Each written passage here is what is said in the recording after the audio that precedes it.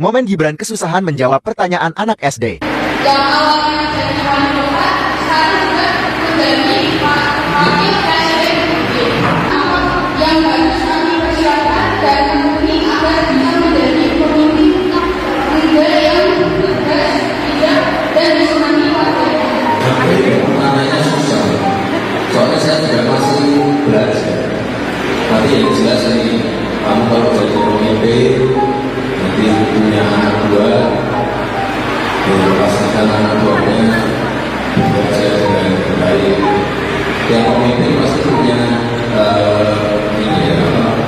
punya style masing-masing. Ada yang keras, ada yang merangkul banyak bicara, ada ya macam-macam. Ini pertanyaan bagus-bagus. Buat tangan buat yang bertanya nih.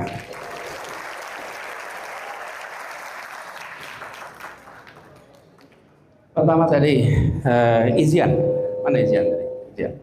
Izian tadi tanya, perubahan itu kan untuk demokrasi. Demokrasi kan tanpa kekerasan. Kenapa pada saat perubahan ada kekerasan? Nah, umumnya ketika anak-anak muda menyuarakan tentang demokrasi, biasanya adalah gerakan yang damai, tanpa membawa alat pencedera. Alat pencedera itu bentuknya bisa macam-macam. Tapi mereka biasanya peaceful, tanpa menggunakan alat yang bisa membuat cedera. Tetapi di sisi lain, pemegang kewenangan, berkekuasaan, seringkali mengendalikan dengan menggunakan coercive power, kekuatan kekerasan. Nah, itu yang seringkali memantik munculnya kekerasan. Jadi kekerasan itu biasanya justru dilakukan oleh yang menjaga, yang mengawal. Nah, dari situ kemudian muncul konflik, muncul kekerasan yang bisa berakibat pada korban jiwa selain cedera. Nah, ini relevan dengan pertanyaannya Ataya tadi. Ataya tadi bilang, bagaimana dengan kekerasan oleh negara? Bagaimana kita harus bersikap ketika negara munculkan kekerasan? Kekerasan itu kalau sampai terjadi, ya harus dikoreksi. Koreksi caranya gimana? Ungkapkan, laporkan, protes. Belum tentu diikuti, belum tentu direspon. Tapi jangan juga berarti diam. Teman-teman, sepatu Anda kotor, dibersihkan. Kemudian satu ketika Anda nggak membersihkan, kenapa? Toh nanti kan kotor lagi hari ini. Ya nanti kalau kotor Anda bersihkan lagi. Tapi bukan berarti kita berhenti membersihkan hanya karena tahu hari ini akan kotor. Disitulah fungsi kita. Ya kita koreksi. Apakah nanti akan diterima? Belum tentu. Tapi koreksi itu jangan berhenti. Disitulah kekuatannya. Dan lama-lama teman-teman, perjuangan seperti ini pada akhirnya akan bisa mendapatkan keberhasilan. Jangan putus untuk menggugat ketika terjadi kekerasan. Bahkan teman-teman, sekarang ada sebuah gerakan unik di mana anak-anak muda menjadi penjaga ketika peserta demo itu mengalami kekerasan. Rumah sakit, di situ ada anak-anak mahasiswa yang menjaga dan menjamin biaya pengobatan ketika ada yang terluka. Dulu nggak pernah ada. Sampai dulu ketika saya bertugas di DKI, saya buatkan aturan, bila ada yang berdemonstrasi lalu mengalami kekerasan dibawa ke rumah sakit, maka Pemprov DKI Jakarta bertanggung jawab untuk membiayai sampai sembuh. Kenapa? Ya karena kita di ibu kota. Kalau kejadian di ibu kota, maka potensi terjadi kekerasan selalu ada. Siapa yang akan ngurus? Bayangkan, ini soal kemanusiaan. Dan ketika seseorang datang mengalami kekerasan, mereka kan datang untuk memperjuangkan sesuatu, bukan? Tapi ketika mereka mengalami kekerasan di bawah rumah sakit, mau ada tindakan, harus bayar 70 juta. Siapa yang mau bayar? Siapa yang menanggung? Rumah sakit belum tentu mau melakukan tindakan bila tidak ada jaminan siapa yang akan membiayai. Nah, disitulah negara hadir. Dalam hal ini DKI. Nah, nampaknya sekarang aturan itu nggak ada lagi. Nah, sekarang yang muncul anak-anak muda berjaga di rumah sakit, dan ketika dibutuhkan mereka fundraising. Dan fundraising menutup biayanya. Saya rasa anak-anak muda ini jenius. Sering ketemu dengan jalan-jalan baru yang tidak pernah terpikirkan sebelumnya. Selain melaporkan, mereka juga menyelamatkan. Gitu ya, itu untuk Izian dan Ataya. Lalu, Kesha, saya tanya tentang berpikir kritis. Dan Razilza tadi merujuk kepada George Orwell ya. Ya, George Orwell itu di dalam tulisannya 1984 itu menyebutkan bahwa war is peace, freedom is slavery, and ignorance is strength. Sebetulnya itu adalah sebuah pesan yang terbalik. Untuk rakyat jangan jadi ignorance. Kenapa? Karena kalau rakyat jadi ignorance, itulah yang menjadi senjata terkuat bagi penguasa. Rakyat jangan ignorance, rakyat harus terdidik. Nah, terdidiknya apa? Terdidiknya yang Kesha bilang tadi, harus memiliki kemampuan berpikir kritis. Teman-teman, critical thinking ini buat semuanya aja nih. Mau demokrasi apa tidak, ini adalah tools untuk masa depan. Kalau adik-adik mau survive di masa depan, Anda harus memiliki kemampuan berpikir kritis. Dan sekolah-sekolah kita harus menumbuhkan kemampuan berpikir kritis. Karena dengan berpikir kritis itulah, maka Anda akan bisa melakukan terobosan. Dan berpikir kritis itu menjadi tameng dalam berhadapan dengan hoax. Hoax itu beredar, syaratnya yang membaca dan melihat tidak punya kemampuan berpikir kritis. Kalau orang punya kemampuan berpikir kritis, hoaxnya berhenti di dia. Anda terima satu teks, Anda terima sebuah video, tapi tidak punya kemampuan berpikir kritis, Anda baca, Anda kirimkan lagi. Penyebar hoax adalah orang-orang yang tidak bisa berpikir kritis. Tapi kalau orang yang mampu berpikir kritis, begitu dia lihat, ini nggak mungkin. Kenapa nggak mungkin? Dia akan melihat waktunya, konteksnya, isinya, dikritisi. Dan itu membuat, ini nggak betul nih, nggak usah disebarin. Nah, critical thinking itu diperlukan. Satu, menahan itu. Yang kedua, soal kreativitas. Kalau kita ingin kreatif, harus punya kemampuan berpikir kritis. Karena kemampuan berpikir kritis itu mampu untuk melihat sesuatu dari perspektif yang berbeda. Dan critical thinking ini merupakan satu dari 4 skill yang disebut sebagai 21st century learning skill. Udah sering dikatakan ini. Critical thinking, creativity, communication, collaboration. Itu 4C yang disebut sebagai tools untuk masa depan. Jadi buat teman-teman, ini penting sekali untuk ada. Dan tadi yang Orwell katakan, Orwell itu mengatakan itu untuk sinis. Merawat kebodohan adalah resep buat penguasa bisa langgeng dalam kekuasaannya. Nah, teman-teman sekalian, pemegang kewenangan yang baik pasti ingin rakyatnya cerdas.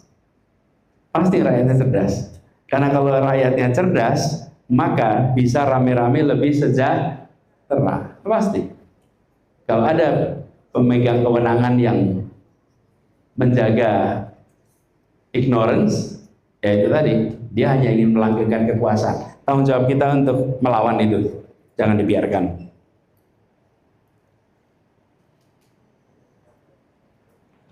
Kemudian Mutia, mana Mutia tadi? Mutia, soal bagaimana aspirasi dengar oleh pemerintah ya, oleh publik. Teman-teman, cara biar bisa dengar, Anda harus kreatif. Harus kreatif. Kenapa sih dulu ada demo? Sebetulnya demo itu adalah cara untuk membuat aspirasi itu lebih kuat suaranya. Ketika Anda satu orang menyampaikan aspirasi dengan ditemani 5 orang dan dengan ditemani 500 orang, beda nggak kira-kira? Beda. Itu salah satu contoh. Sama, sekarang Anda menyampaikan aspirasi dengan bikin rekaman. Bikin rekaman. Begitu jadi viral, apa yang terjadi? Contoh, ada anak muda bikin rekaman tentang jalan-jalan rusak di sebuah provinsi Lampung.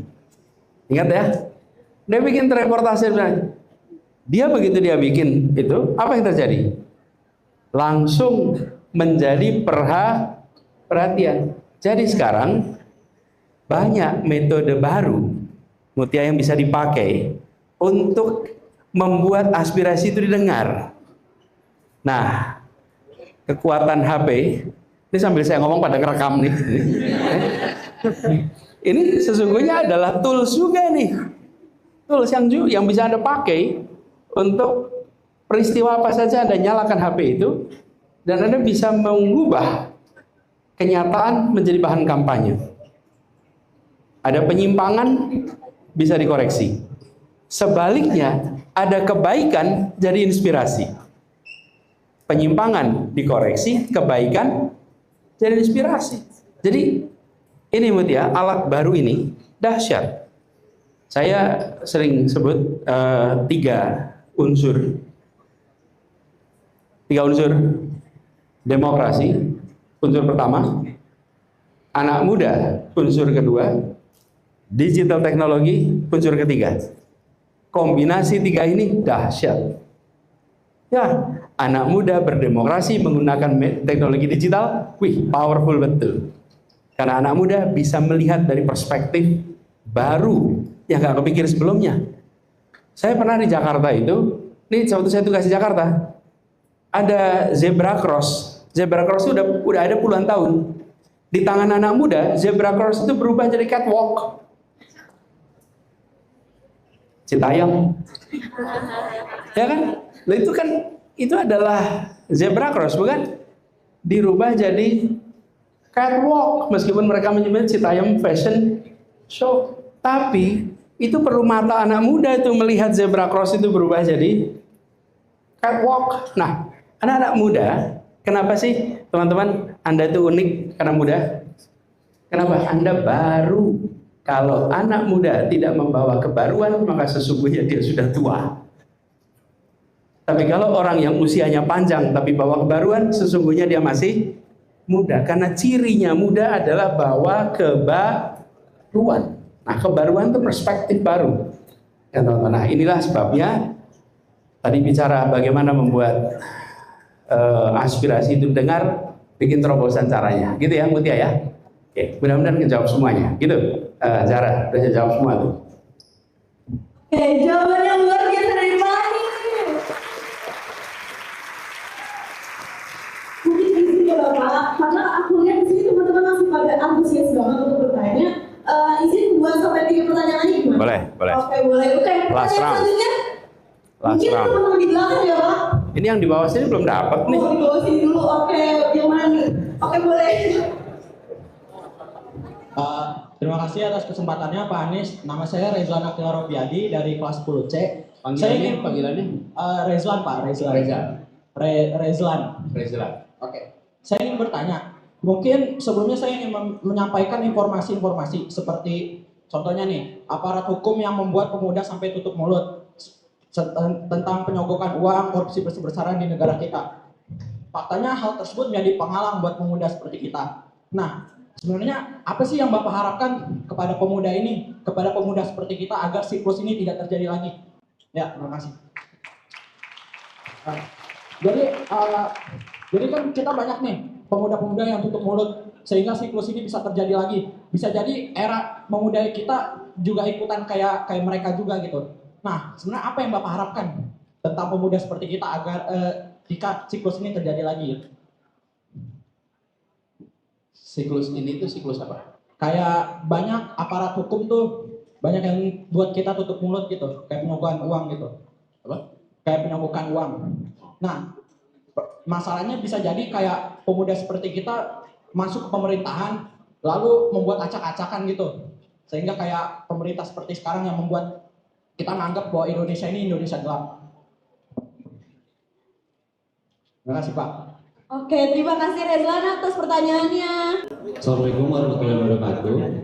Sebelumnya, Pak Anies, terima kasih banyak sudah hadir di acara ini. Izinkan saya memperkenalkan diri. Nama saya Muhammad Henry Reynolds Fitranda, biasa dipanggil Rico. Pak Anies, saya mau menyinggung tadi bahwa Bapak sempat bilang bahwa pemimpin yang cerdas itu akan berusaha untuk membuat rakyat agar bisa berdiri sendiri, agar bisa menyejahterakan diri mereka dan masyarakat yang lainnya juga. Namun Pak, belakangan ini justru saya malah melihat kebalikannya. Saya memperhatikan bahwa sebagian masyarakat Indonesia, mungkin tidak semuanya, lebih memilih pemimpin mungkin yang dengan gimmick dan programnya menurut saya mungkin kurang mencerdaskan atau membantu rakyat agar bisa lebih sejahtera Pak. Sebagai contoh, belakangan ini saya melihat banyak berita mengenai Halo teman-teman, berjumpa bersama saya di Politik Dangi. Kalau kita melihat bagaimana pertanyaan tajam dari seorang anak SD kepada Wapres Gibran ya. Pertanyaannya itu sebenarnya simpel teman-teman. Bagaimana caranya menjadi seorang pemimpin dan sebagainya ya. Kurang lebih seperti itulah. Namun jawaban dari Gibran ini malah tidak menjawab dari pertanyaan seorang seorang anak kecil tersebut teman-teman. Dan ini berbeda jauh dari apa yang dilakukan Pak Anies Baswedan sebagai tokoh yang luar biasa. Bagaimana menurut kalian?